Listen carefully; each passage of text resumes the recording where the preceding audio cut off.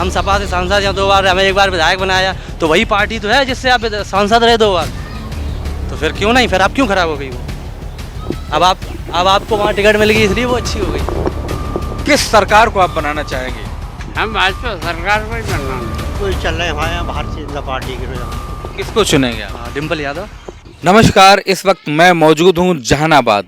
ये वही जहानाबाद है जो मैनपुरी लोकसभा सांसदीय क्षेत्र में आता है और यहाँ पर ज़बरदस्त चुनाव का एक माहौल चल रहा है और जिसमें आपको देखने को ये मिल रहा है और मैं आपको ये दिखाना चाहता हूँ कि यहाँ की जनता ऊँट किस करवट बैठा लेगी या कि यहाँ ऊँट किस करवट बैठेगा। उधर एक तरफ है डिम्पल जी और दूसरी तरफ है रघुराज शाक्य जी, जो कि रघुराज शाक्य भी बहुत ही दिग्गज नेता है, 2 बार के सांसद हैं, 1 बार के विधायक हैं। कहा तो ये भी जा रहा है कि ये मुलायम सिंह जी के बहुत ही खासम खास रहे हैं और शिवपाल सिंह जी के भी बहुत खासम खास रहे हैं और सपा से इनके बहुत अच्छे नाते रिश्ते रहे हैं।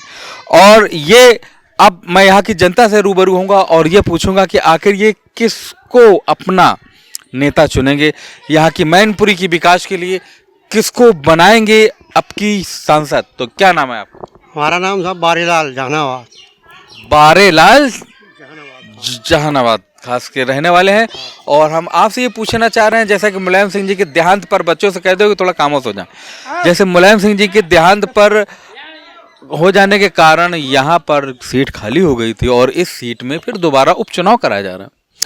इस पर दोनों नेता भारी भरकम है, एक और है डिम्पल जी और दूसरी ओर है रघुराज शाक्य जी। तो इनमें बहुत जबरदस्त घनघोर मुकाबला है। तो देखा ये जा रहा है कि यहाँ की जनता किसको अपना मत दे करके सांसद बनाएगी। आप लोग भी आ जाइए वहाँ पर बैठ कर सर मत लाइएगा। जी आपका नाम क्या है? बारीलाल। बारेलाल जी। अच्छा बारेलाल जी, क्या है यहाँ की जनता के रुझान? अभी तो साहब रुझान वही चल रहे हैं हमारे यहाँ भारतीय जनता पार्टी के रुझान। तो भारतीय जनता पार्टी के रुझान से। हाँ साहब। अच्छा, तो भारतीय जनता पार्टी में से क्या खास है जो भारतीय जनता पार्टी को आप लोग सपोर्ट कर रहे हैं? भारतीय जनता पार्टी को सपोर्ट इसलिए कर रहे हैं हम लोग काफ़ी पिछले चुनाव में जो 2-3 चुनाव हो चुके हैं, इनमें बड़ा साहब गुंडागर्दी खत्म है। गुंडागर्दी खत्म, बड़ा प्रेम से खूब आधी रात बुला रहे, इटावा से आए रहे, कहीं से आए रहे, कुछ सुरक्षित आए रहे, सुरक्षित रह रहे साहब, कोई वो नहीं दिक्कत परेशानी। यानी कि आप केवल गुंडागिरी से पीड़ित होकर के आपने बीजेपी को चुना है और आप बीजेपी को वोट करेंगे। दूसरी बात ये भी जानना चाहूँगा कि बीजेपी के कुछ विकास कार्यों के बारे में सुर्खियों से प्रकाश डालें। बहुत अच्छा विकास हो रहा है साहब यहाँ पर। तरीके कुछ विकास के बारे में बताएं। विकास के बारे में बहुत किसान हमारे यहाँ का बहुत सुखी है। हमारे यहाँ का बहुत पूरे उसका इलाका का सुखी है। अच्छा, यहाँ पर खाद वगैरह की कोई किल्लत नहीं किसानों को? साहब अभी परेशानी केवल पड़ी है 2-4 दिन की और इंसान खाद भी खूब उपलब्ध है और हर काम बढ़िया हो रहा है। महंगाई के बारे में क्या कहेंगे, जो कि महंगाई बढ़ रही है कि नहीं बढ़ रही है, क्या आपका सोचना क्या है इस बारे में? अब महंगाई के बारे में साहब बढ़ना तो जाएगा, महंगाई बढ़ रही है तो किसाने की मतलब पूर्ति तो ही है रही साहब। किसान की आमदनी भी दोगुनी हो गई है। आमदनी भी दोगुनी हो गई है और जब वैसे भी पैसा खेती बाड़ी का पैसा वो भी मिल रहा है तो बड़ा राशन पानी अच्छी तरह से मिल रहा है, कोई दिक्कत नहीं, कोई परेशानी नहीं साहब।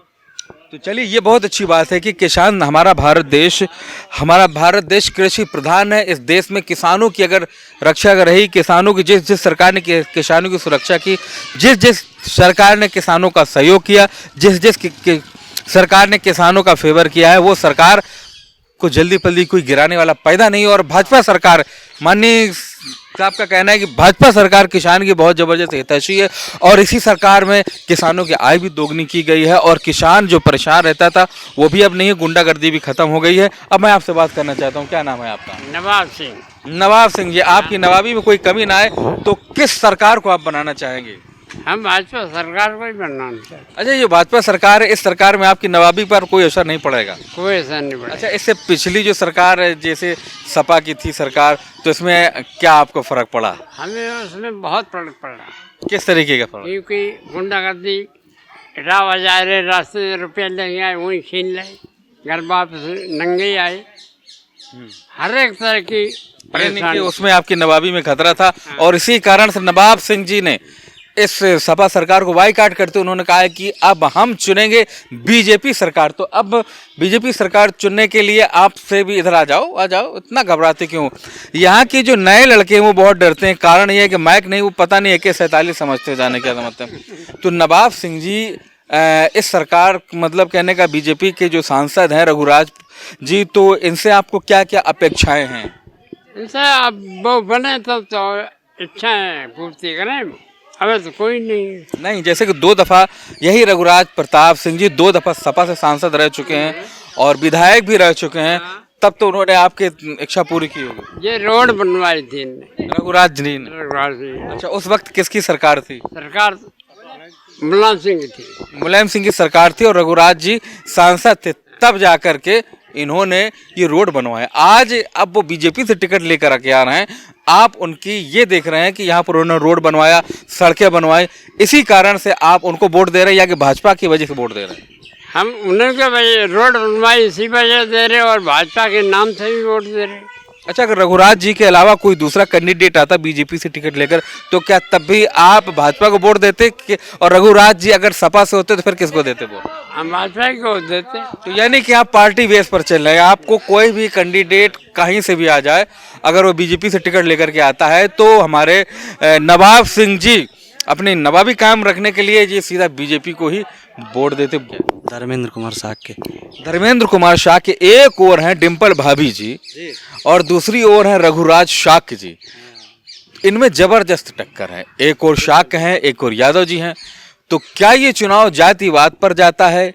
क्या ये चुनाव विकास पर जाता है? क्या ये चुनाव अपने आपसी करीबी रिश्तों पर जाता है? हम आपसे जानना चाहेंगे, आप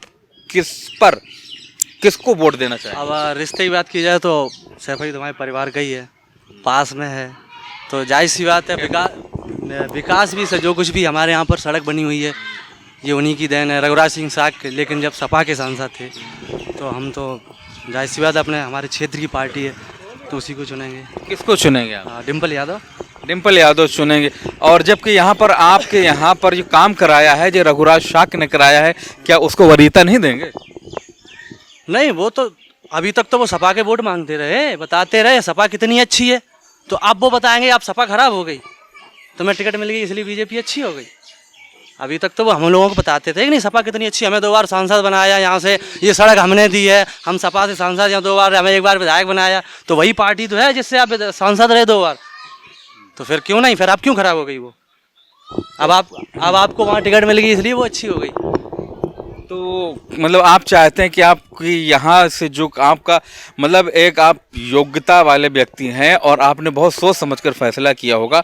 एक और है आपके शाक्य जी, दूसरी ओर हैं डिम्पल यादव जी।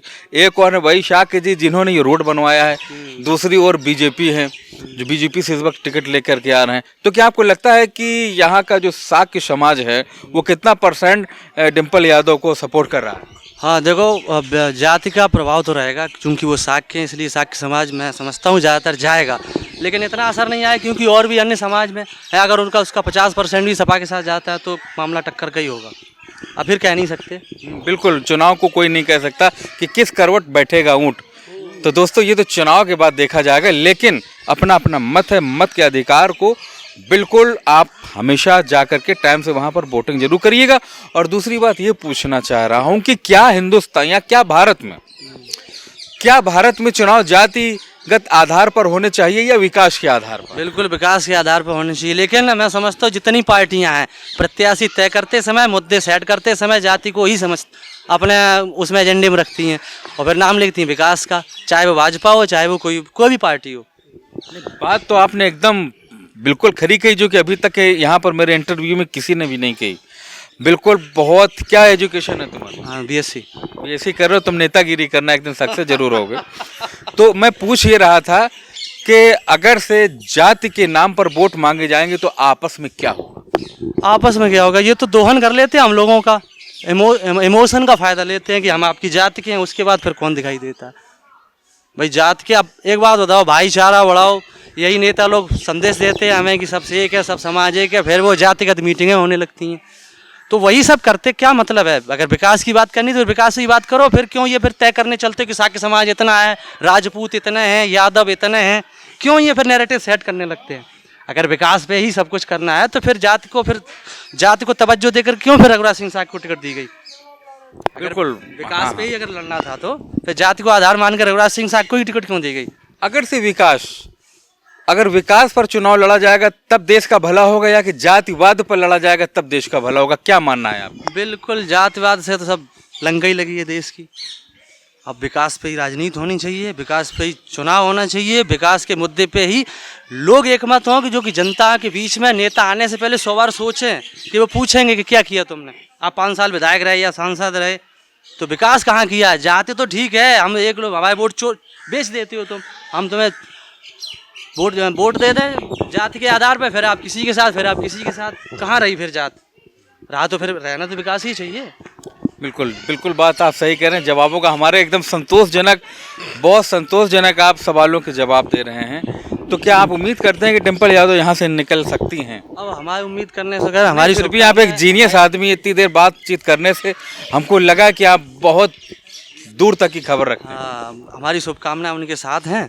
हम चाहते हैं कि हमारे क्षेत्र का अभी तक उस परिवार ने प्रतिनिधित्व किया है। हमारी शुभकामना है कि ज़्यादा से ज़्यादा लोग उन्हें वोट दें और वो संसद में पहुँचें। बहुत अच्छी बात है, आपने अपनी बात कही और बहुत जोरदारी से आपने बात कही। अब आप भी आ जाइए, हमारे किसान भाई हैं और मैं इनको बुला रहा हूँ हमारे पास आए, चूँकि यहाँ पर ये सर्वे करने के लिए आया हूँ। जैसा कि आपको पता है कि मुलायम सिंह जी के देहांत के बाद ये मैनपुरी लोकसभा सीट तो खाली हो गई थी, इसमें उपचुनाव हो रहे हैं।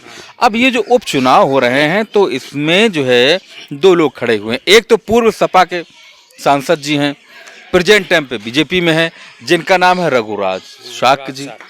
दूसरी हैं सपा की डिम्पल यादव, जो कि मुलायम सिंह जी की बहू और अखिलेश जी की वाइफ हैं। तो क्या इसका बेनिफिट मिलेगा रघुराज शाक्य जी को कि वो पहले सपा में थे एक व्यक्तिगत व्यवहार के आधार पर? अब की परिवर्तन होगा, रघुराज शाक्य जीतेंगे, कोई हराने वाला नहीं। अच्छा, परिवर्तन किस लिए होगा? परिवर्तन मतलब आपके यहाँ से सांसद रह चुके हैं रघुराज जी क्या? 2 बार सांसद रह चुके, उन्होंने काम कराया है।